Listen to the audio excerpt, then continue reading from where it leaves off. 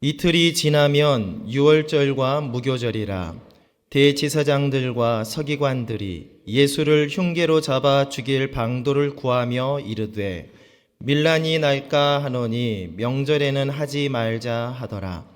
열둘 중 하나인 가룟 유다가 예수를 넘겨주려고 대제사장들에게 가매 그들이 듣고 기뻐하여 돈을 주기로 약속하니 유다가 예수를 어떻게 넘겨줄까 하고 그 기회를 찾더라. 아멘. 저는 오늘 마가복음 14장 말씀을 중심으로 예수님의 침묵이라는 제목으로 은혜를 나누고자 합니다. 한번 따라 하실까요? 예수님의 침묵. 우리는 이번 고난주간에 예수님의 행적을 살펴보고 있습니다. 우리 한 중간 정도 왔는데요. 월요일에는 예수님께서 성전의 상인들을 내쫓으신 것, 또 열매 없는 무화과 나무를 저주하사 말라버린 것을 사람들이 눈으로 목격한 하루였습니다. 화요일은 예수님께서 종교 지도자들과 논쟁을 벌이셨고요.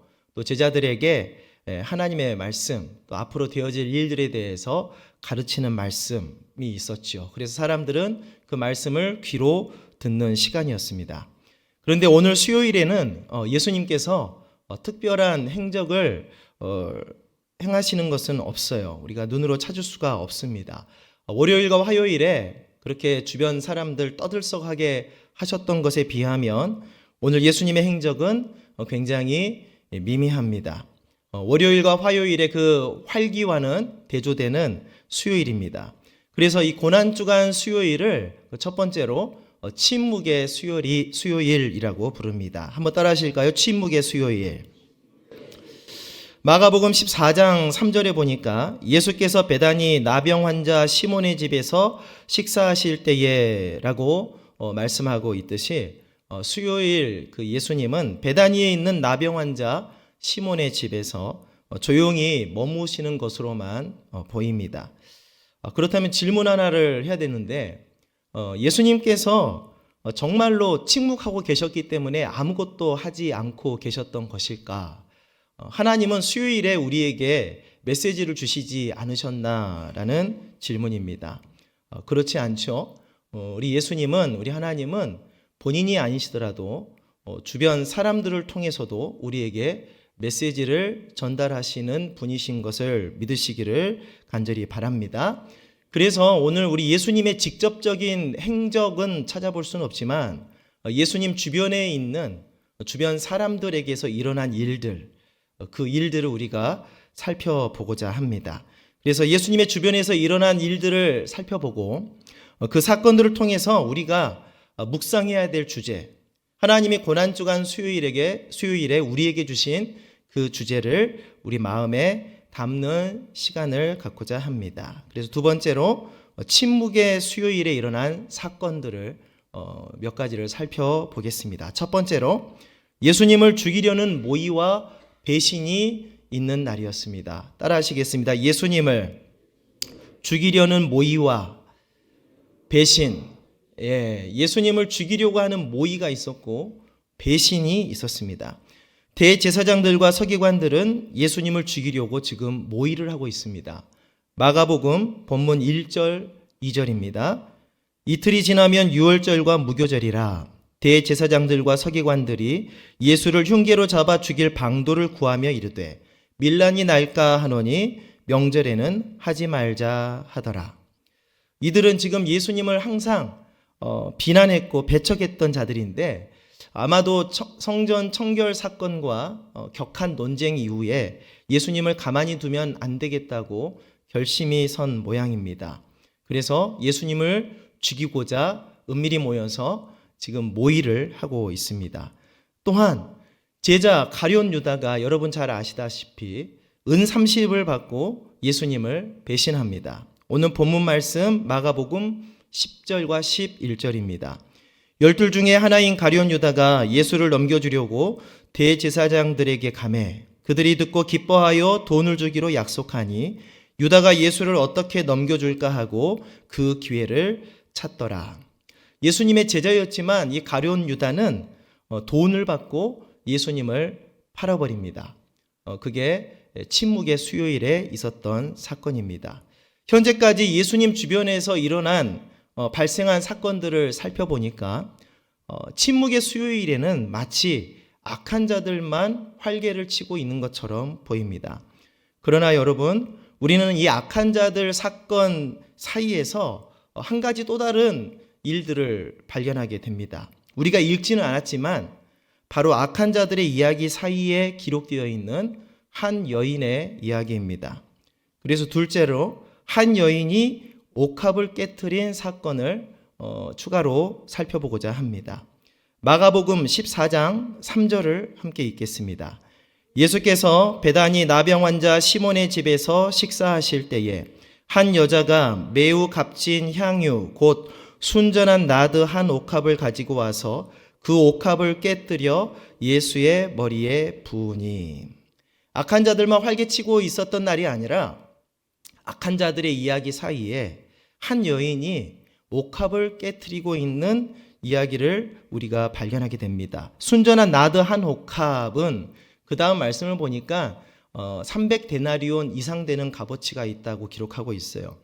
1데나리온이 하루에 1당 정도 되는 값이니까 300데나리온이면 1년치의 연봉이 넘는 금액입니다.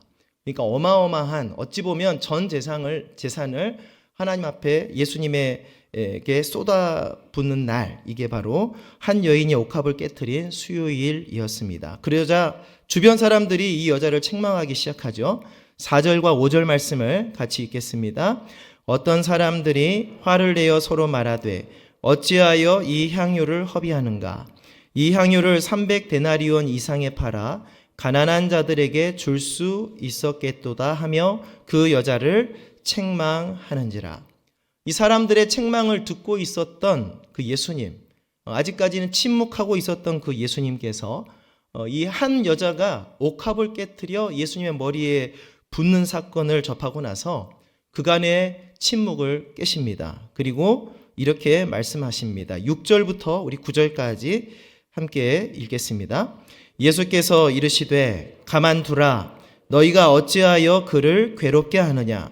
그가 내게 좋은 일을 하였느니라. 가난한 자들은 항상 너희와 함께 있으니 아무 때라도 원하는 대로 도울 수 있거니와 나는 너희와 항상 함께 있지 아니하리라.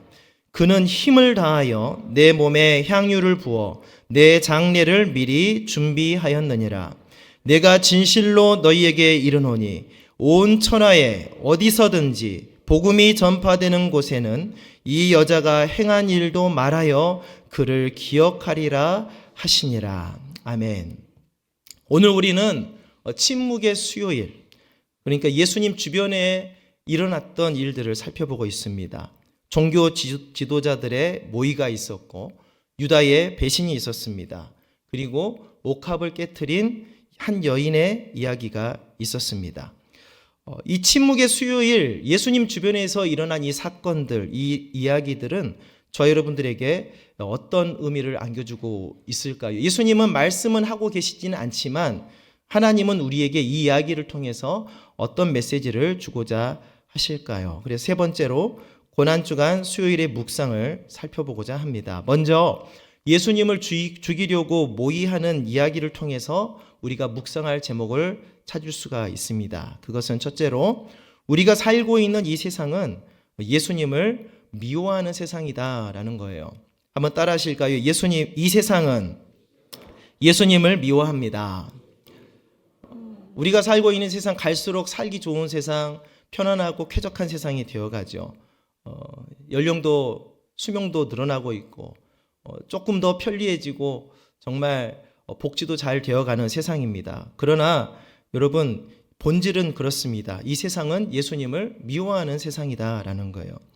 오늘 본문 1절, 2절에 등장했던 그 대제사장들, 서기관들과 같이 예수님을 미워하고 배척하는 세상이 우리가 발딛고 살아가고 있는 세상입니다. 요한복음 7장 7절을 함께 읽겠습니다. 세상이 너희를 미워하지 아니하되 나를 미워하나니 이는 내가 세상의 일들을 악하다고 증언함이라. 왜 세상이 예수님을 미워합니까? 예수님께서 범죄하고 있는 세상을 향하여 악하다고 하기 때문에 세상이 예수님을 미워한다, 이렇게 말씀합니다. 요한복음 15장 18절 말씀도 함께 읽겠습니다. 세상이 너희를 미워하면 너희보다 먼저 나를 미워한 줄을 알라. 우리는 예수님을 믿고 따라가는 사람들인데 예수님께서 죄를 미워하셔서 죄를 책망하시면 세상이 예수님을 미워한다고 했죠. 우리도 예수님을 따라서 죄와 멀리하고 죄를 어떻게든 내 안에서 제거하려고 하는 그런 성도들, 세상이 우리를 미워하는 것 당연하다라는 말씀을 우리에게 하고 있습니다. 세상이 너희를 미워하면 너희보다 먼저 나를 미워한 줄을 알라라고 예수님께서 말씀하고 계십니다. 오늘 우리가 분명히 하나 인식하고 살아가야 될 것이 있습니다. 우리가 살고 있는 이 세상은 예수님을 미워하는 세상이다라는 거예요. 다음으로 두 번째, 유다의 배신 이야기를 통해서 묵상할 두 번째 제목, 연결되는 제목인데, 그렇다면 이 세상보다 우리가 예수님을 더 사랑하고 있는가입니다. 우리는 세상을 떠나서 살아갈 수는 없습니다. 죄악된 세상이지만 우리는 세상에 발을 붙이고 살아갑니다. 그런데 이 세상을 살아가다 보면은 예수님을 등질 때가 많이 있지요. 그래서 두 번째 질문이 이 세상보다 예수님을 더 사랑하는가라는 질문을 우리 스스로에게 해봐야 될 줄로 믿습니다. 가룟 유다는 악한 자들과 손을 잡고 세상을 사랑하여 예수님을 배신했지만 우리는 가룟 유다처럼 세상의 유혹에 마음을 빼앗기지 말고 이 세상보다 예수님을 더 사랑하는 하나님의 백성이 되어야 될 줄로 믿습니다. 디모데전서 6장 10절 말씀을 같이 읽습니다. 돈을 사랑함이 일만하게 뿌리가 되나니 이것을 탐내는 자들은 미혹을 받아 믿음에서 떠나 많은 근심으로써 자기를 찔렀도다라고 우리에게 말씀합니다. 요한일서 2장 15절도 이 세상이나 세상에 있는 것들을 사랑하지 말라. 누구든지 세상을 사랑하면 아버지의 사랑이 그 안에 있지 않다라고 우리에게 증거하고 있습니다. 여러분, 우리가 세상 속에서 살아가지만 세상을 사랑할 것이 아니라 예수님을 사랑해야 되는 하나님의 자녀인 줄로 믿습니다. 사랑하는 성도 여러분, 예수님을 사랑하고 계십니까? 베드로전서 1장 8절에 예수를 너희가 보지 못하였으나 사랑하는도다 라고 말씀을 하고 있는 것처럼 예수님을 이전보다 더욱 사랑하시는 저와 여러분 되시기를 주의 이름으로 축복합니다. 마지막으로 옥합을 깨트린 그 이야기를 통해서 우리가 묵상해야 될 제목이 있습니다. 그것은 악행이 활개를 치고 예수님께서 침묵하고 계신다 하여도 우리는 셋째로 믿음의 옥합을 깨뜨려야 한다라는 것입니다. 한번 따라 하실까요? 믿음의 옥합을 깨뜨려야 합니다. 이 옥합을 깨뜨린 이야기는 특별합니다. 그래서 사진을 하나 보시면은 집중해서 봤으면 좋겠어요. 우리가 지금 보고 있는 마가복음 14장 1절부터 11절에 구도를 제가 올려드렸습니다. 1절과 2절은 종교 지도자들이 모의를 하고 있는 내용이고 3절부터 9절은 옥합을 깨뜨린 여인에 대한 이야기이고 10절과 11절은 가룟 유다의 배신의 이야기입니다. 그런데 여러분, 이런 이야기 구조는 마가복음스럽지는 않습니다. 이게 무슨 말이냐면 마가복음 특징이 있거든요. 마가복음의 특징이 뭐냐? 한 세 가지 정도로 요약을 한다면 첫 번째는 최초의 복음서다라는 특징이 있고요. 두 번째는 문장이 간결하다라는 특징이 있어요. 그리고 세 번째 특징이 우리가 볼 특징인데 진행 속도가 빠릅니다. 사건 진행 속도가 굉장히 빠른 게 마가복음의 특징입니다. 그래서 우리가 마가복음을 읽다 보면 곧, 즉시로 이런 단어가 굉장히 많이 나와요. 한글로만 세보니까 한 68회 정도가 나옵니다. 근데 마태복음, 누가복음, 요한복음보다 그 장수에 비해서 월등하게 많아요. 그러니까 마가복음은 굉장히 사건 전개를 빠르게 하는 복음서입니다. 그런데 다시 한번 사진을 보시면 저렇게 중간에 옥합을 깨트린 여인이 애매하게 들어가 있는 구조는 마가복음스럽지 않다라는 거예요. 자, 중간에 빨간색 저 블락을 없다고 생각을 하시고 보시면 이렇게 진행되면 굉장히 자연스럽고 빠릅니다. 종교 지도자들이 예수님을 죽이려고 모의를 했습니다. 가룟 유다가 그 종교 지도자들과 손을 잡고 예수님을 팔아 넘겼습니다. 이렇게 하면은 굉장히 진행이 빠르고 자연스러운데 굳이 중간에다가 옥합을 깨트린 여인의 이야기를 우리에게 보여주고 있다라는 거예요. 왜 오늘 본문에서 옥합을 깨트린 여인의 사건을 굳이 악한 자들의 이야기 중간에서 언급하고 있을까요? 우리는 이것을 한번 생각해 봐야 돼요. 분명히 이야기 진행이 느려지고 부자연스러워질 텐데 말이지요. 그 이유는 그렇습니다. 죄악으로 가득한 세상에도 불구하고 이 본문의 여인이 향유 옥합을 깨트렸듯이 저 여러분들도 옥합을 깨트려서 정금 같은 믿음과 변하지 않는 사랑을 주님께 드려야 한다는 메시지를 담고 있습니다. 그래서 옥합을 깨트린 이 여인의 이야기를 통해서 하나님은 우리에게 말씀하시기를 죄악 세상 가운데 살고 있지만 세상을 사랑해서는 안 되고 옥합을 깨트린 여인과 같이 너희들도 우리의 구주가 되신 그 예수님을 사랑하고 우리의 믿음의 고백을 드리라 라는 메시지를 우리에게 하고 있는 줄로 믿으시기를 바랍니다. 사랑하는 성도 여러분, 우리가 만약에 예수님을 사랑한다면 정말로 우리도 이 여인과 같이 옥합을 깨뜨릴 수 있어야 될 줄로 믿습니다. 말씀을 한번 정리하겠습니다. 우리 고난주간 수요일에는 예수님께서 침묵하고 계십니다. 그러나 예수님은 침묵한다고 해서 일을 하고 계시지 않는 게 아닙니다. 예수님이 이런 말씀을 하셨죠. 아버지께서 일하시니 나도 일한다 라고 말씀하셨습니다. 우리 예수님은 일하시는 예수님이십니다. 예수님은 주변에서 일어난 이야기를 통해서 우리의 영혼을 깨우는 메시지를 주고 계십니다. 그래서 우리는 이런 결단에 이르게 되는 것이지요. 우리가 죄악 세상 속에서 살아가고는 있지만 그러나 우리는 세상과 벗하지 않을 것이고 우리 구주 예수님만을 사랑할 것입니다. 라는 결단입니다. 또한 그리고 예수님을 사랑한다면 옥합을 깨트린 여인과 같이 우리 또한 믿음의 옥합을 깨트려서 주님께 드릴 것입니다. 라는 이 두 결단입니다. 오늘 이 본문 말씀을 통해서 여러분들에게도 이러한 결단이 있으시기를 주의 이름으로 축복합니다.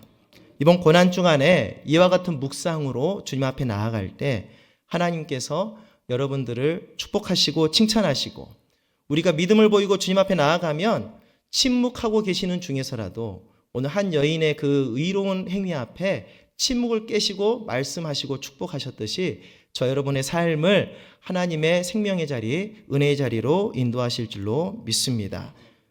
이 묵상을 통해서 우리 주님을 더욱 기쁘시게 해드리는 저 여러분 되시기를 주의 이름으로 축원합니다. 기도하겠습니다. 하나님 아버지, 우리가 살고 있는 세상은 죄악이 가득한 세상임을 우리가 알게 하여 주시옵소서. 우리가 죄악 세상에서 살고 있지만 죄에 물들지는 말게 하시고 이 세상보다 예수님을 더욱 사랑하는 백성들이 되게 하여 주시옵소서. 또 이 시간 우리가 주님을 사랑함으로 옥합을 깨뜨려 금보다 귀한 믿음을 주님께 드리오니 침묵을 깨시고 일어나셔서 악한 자들은 물리치시고 믿음의 백성들은 생명과 복을 누리게 하옵소서. 정성으로 준비하여 드린 헌금을 받아주시고 드린 손길들마다 하나님의 복으로 넘치도록 채워 주시옵소서. 예수님의 이름으로 기도드립니다. 아멘.